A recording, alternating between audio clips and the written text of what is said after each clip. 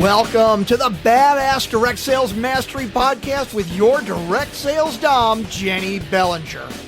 Badass Direct Sales Mastery is a podcast for rock star direct sales moms who are determined to make their business kick ass. Jenny will share her knowledge of effective sales and recruiting techniques, tips to get what you want from your business, and will interview direct sales professionals and leaders from various companies. The interviews will give insight to how these rock stars got to where they are and where they plan to grow in the future. And now, the direct sales dom, Jenny Bellinger. Welcome to another episode of Badass Direct Sales Mastery Podcast. This is your direct sales dom, Jenny Bellinger. It's been a while since I've recorded an episode of just me, just for you. And I thought it would be a good time to jump in and really begin to speak to the times. Earlier this week, I released an episode with a friend of mine, Bruce Langford, helping you guys get into a more calm mindset using his amazing Amen technique. It's one that I have really begun doing myself since he and I spoke. I've been doing guided meditations, as you heard in that episode, for a little while, but really decided to start following his lead and have been following that Amen technique almost every day, at least, 3 out of the 4 parts of it in most days. But I wanted to address with you just some ideas of how to really begin to prioritize as we're dealing with some of the uncertainties that we're going through right now. Business, for many people, what I'm hearing from many of my clients, has slowed down. In some cases, for others, it has increased, depending on the product that they sell. But a lot of people have been mentioning to me that they're not quite sure how to go about their day. So I wanted to at least start out with some basic mindset principles for you to put into action as soon as possible. And the first thing is you've got to take care of yourself. This is something I heard from my own coach at the beginning of last week. And she shared with us, take care of yourself. Take care of yourself is make sure you are okay. Mentally, make sure you're okay. Physically, take care of yourself. You cannot pour from an empty cup. You cannot care for others if you are in a place where you are less than well. And so take care of yourself, take care of your health, take care of your mental health. Make sure you're putting you first. This is a time where our earth is our airplane, and we have just been dropped down some oxygen masks, and it's time to take care of us first. Next, take care of your family. Your family is super important. Those around you, making sure that they're healthy, because moving on to anything else without making sure that your family is well cared for, well held, is going to hold you back if you try to work on anything else. And then finally, take care of your business. Take care of you, take care of your family, take care of your business. Quite a few years ago, I heard a really great quote, and I'm not sure where it originated, and I tried to find it online, and I saw it attributed to multiple people. So I don't know where it originally came from, but basically it had to do with the fact that if you think about life as you juggling a bunch of balls, and each of those balls represents an area of your life, your health, your business, your family, your friendships, your relationships, your spiritual relationship, all of those balls. Keep in mind that all of these balls are made of different materials. Some of them are made of glass. Some of them are made of a harder material, like wood. Some of these balls are rubber, and so they bounce. And what you want to keep in mind is that your health and your relationships are glass balls. If you drop those balls, they may not shatter, but they are definitely going to be dinged, dented, cracked, and they will never be the same again. Whereas all the other balls, if you drop them, they're not going to get harmed, or at least not irreparably harmed. And some of them, like your business, will bounce back. One thing we know about history is business bounces back. Look back at the Great Depression.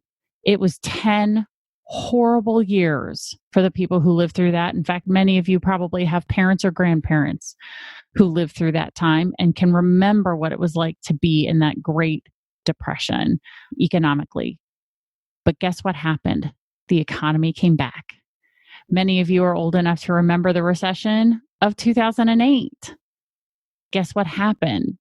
The economy came back. Business always comes back. That's the great thing about this direct sales business that you are in right now. You can take a step back, take care of your health, take this opportunity to grow your mind, to work on your business, not necessarily in your business, in the sales and team and recruiting and sponsoring process, but utilize this time to grow yourself, grow your knowledge, grow your information base, become an expert, even more of an expert on your product, your company, your services. Taking a look at what can I learn in order to come back? What do I need to know about direct sales? What do I need to do in the direct sales industry? Take this time to educate yourself because business will bounce back. It will come back at some point. We don't know when, but it will come back. Things will move forward. Time always moves forward, and business and entrepreneurs find a way each and every time.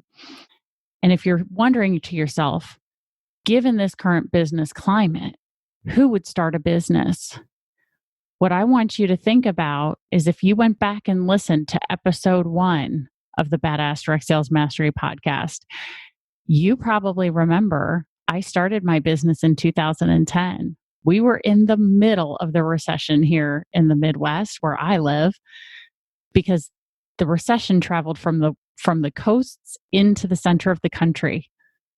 I started my direct sales business in the middle of the recession. Just because things aren't perfect right now doesn't mean that people don't start businesses. Oftentimes, it is the best time because people are willing to take a step outside their comfort zone because they are already uncomfortable.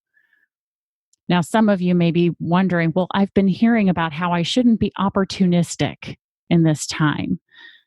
Part of me bristles at the word opportunistic as if that's a bad thing.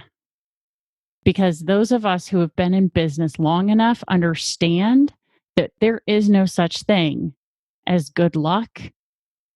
It is only those of us who were prepared to take hold of an opportunity when it presented itself. Opportunistic is not a bad thing as long as your intent for the person sitting across the table from you, as long as your intent for the person that you are speaking to is for their best intentions. And if you understand that your product or service may not be the best for them, even if you think it is, if they don't see it as what they need right now, serve them where they are, provide them with the help and support that you can. And when they are ready, they will probably choose to do business with you. But I can't imagine not talking about business right now. This is the time when we are working on our business. This is the time when there are some people who are probably ready and willing to take a step. But you won't know if you don't have the conversation. Now, this doesn't mean, of course, that you want to hound others, but to be there in relationship with them and offering that ear and listening to what their needs are and providing an opportunity if it makes sense. That doesn't make you opportunistic. It means you are giving to someone who needs. So I'm going to leave the episode on that for you. If you have more to say or more to share on that particular opportunistic comment, I'd love to start a conversation around that. Please join us on the Badass Direct Sales Mastery page on Facebook to talk about opportunistic and whether you think it's a good thing or a bad thing. Until then, get ready for the next kick-ass episode of the Badass Direct Sales Mastery Podcast. Thanks for listening to the Badass Direct Sales Mastery Podcast with your direct sales dom, Jenny Bellinger. Why are you waiting to go to badassdirectsalesmastery.com? Don't make the dom get her whip. If you enjoyed this episode, make sure to share it with another rock star that you know in direct sales after you subscribe to the podcast so you won't miss any future episodes. You can also check out the show notes for links and any contact information mentioned in today's episode. We'll see you next time.